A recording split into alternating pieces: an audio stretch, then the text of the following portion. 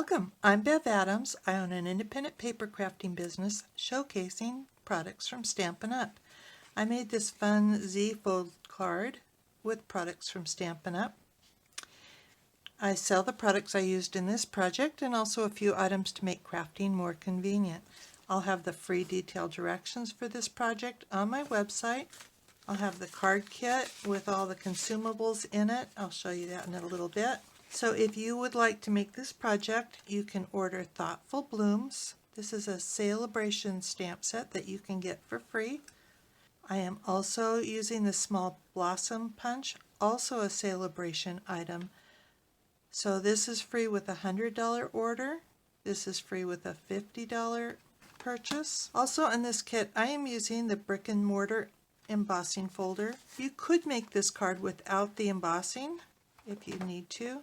I am using Call Me Clover and Rich Razzleberry ink, and I am using Whisper White on the embossing folder.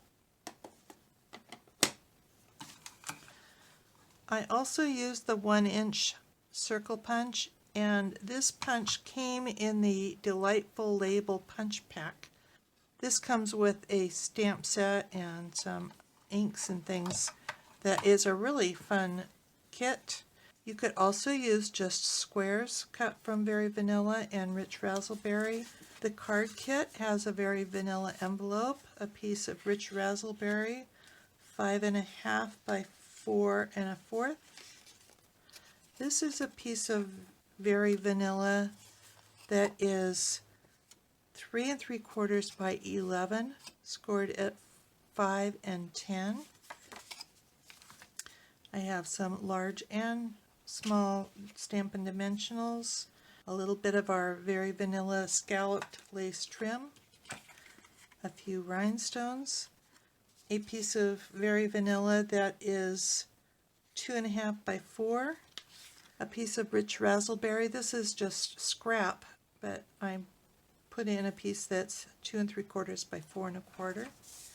And a piece of terracotta that is 4 by 5 1/4. I'm going to start off by stamping with Rich Razzleberry ink, and I'm using that flower. I want to be sure and have this oriented so that it's the same as the punch, so I want 2 petals on the bottom. And I'm stamping off, and I want to stamp about 4 or 5 flowers. I'm stamping off because I want a little bit lighter color.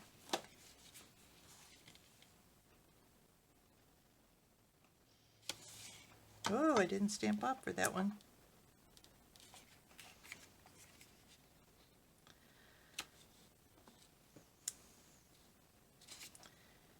And I want to be sure and have room for my 1-inch greeting here.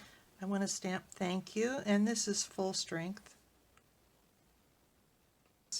I'm also going to stamp a flower center. Kind of looks like a star.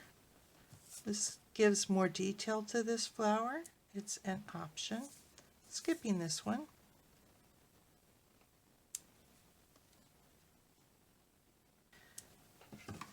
And I'm going to go ahead and punch these out. So this I'm using the 1-inch circle punch for. Again, you could just cut that out as a square if you want.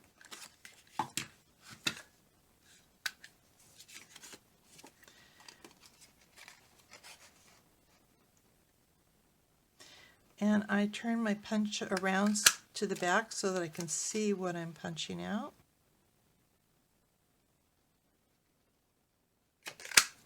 Then there's this large kind of viney piece.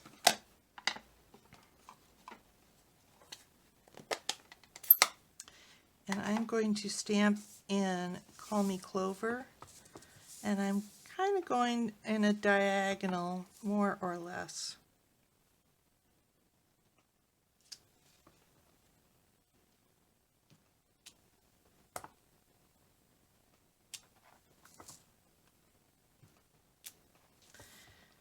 And you may want to stamp in the corners as well.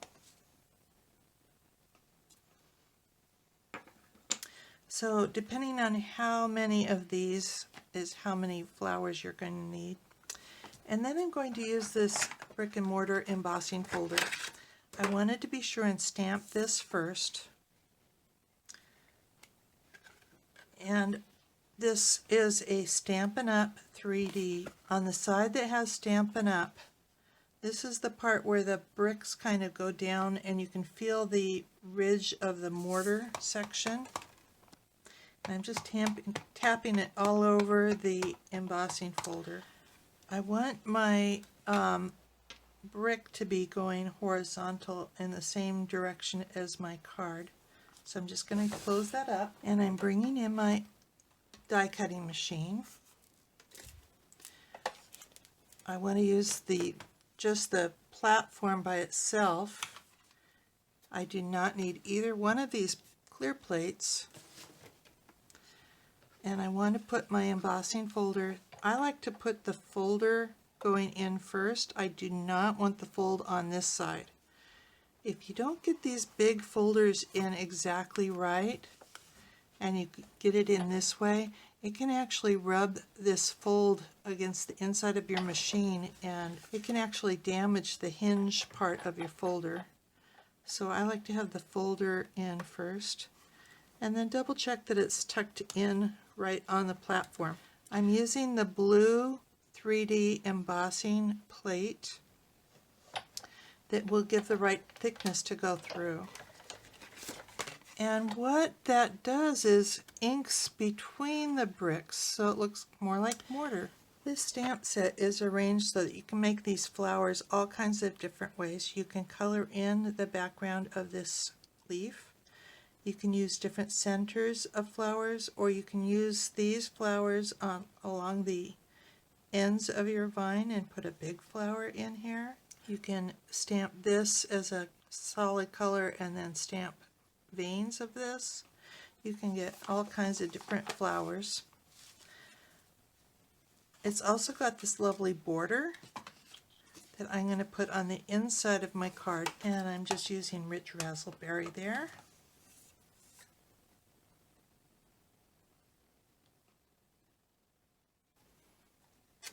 And I'm going to stamp a flower, so I'm putting the stem down here and some leaves.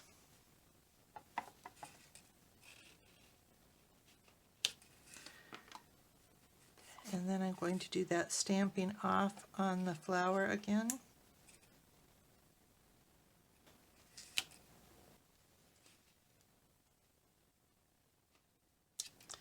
And the flower center.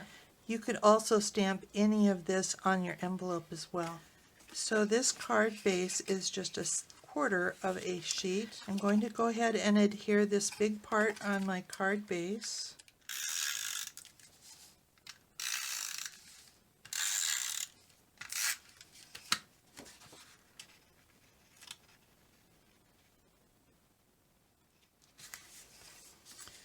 And then I would like a strong adhesive here.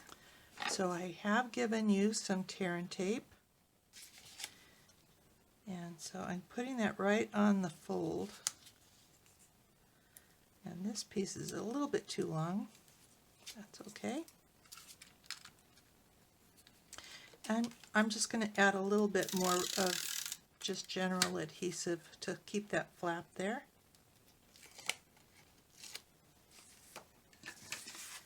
And I want to center it on my card. I am centering it on this side so I don't touch this side down to the adhesive until it's centered. And that opens up like that. And I have the little mini dimensionals on the flowers. I'm putting those right in the middle of these little viney things. I'm punching out my label punch. I want to put my lace here, so I'm going to just fold over my lace like so. This lace is actually too long. I'm making it a little bit shorter. I want my folds to be on the scallops. I just think it looks a lot better.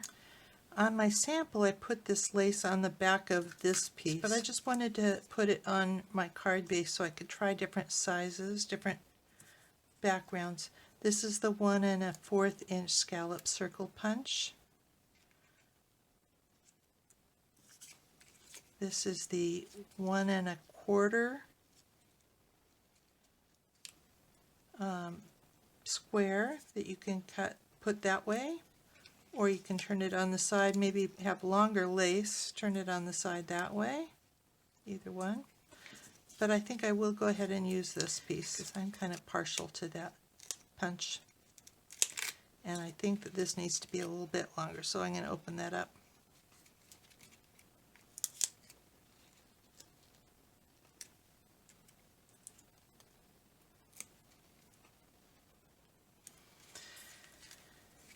And the last thing you want to do is add some rhinestones. So I'm using my Take Your Pick tool. I like to press it on and slide it, and I am able to pick up rhinestones and place them right where I want. Right in the center of those flowers.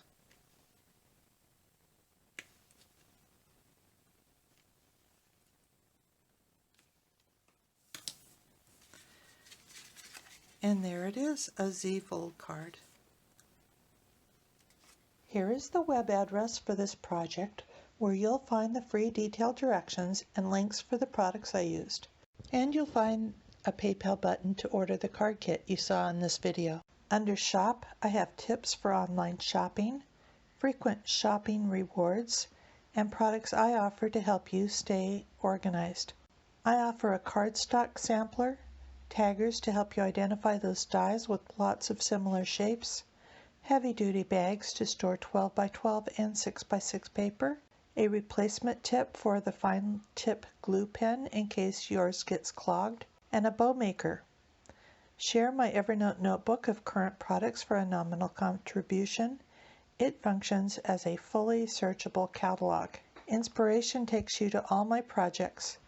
If you're new to stamping, you might want to look at the basics. You'll find how to cut card bases and layers, what's special about Stampin' Up! Stamps, and some of my favorite tools. Under Organization, you'll find catalog tabs, labels and case inserts, a practically free stamp pad storage solution, a basic toolkit, as well as a compact desktop toolbox, and lots of color charts.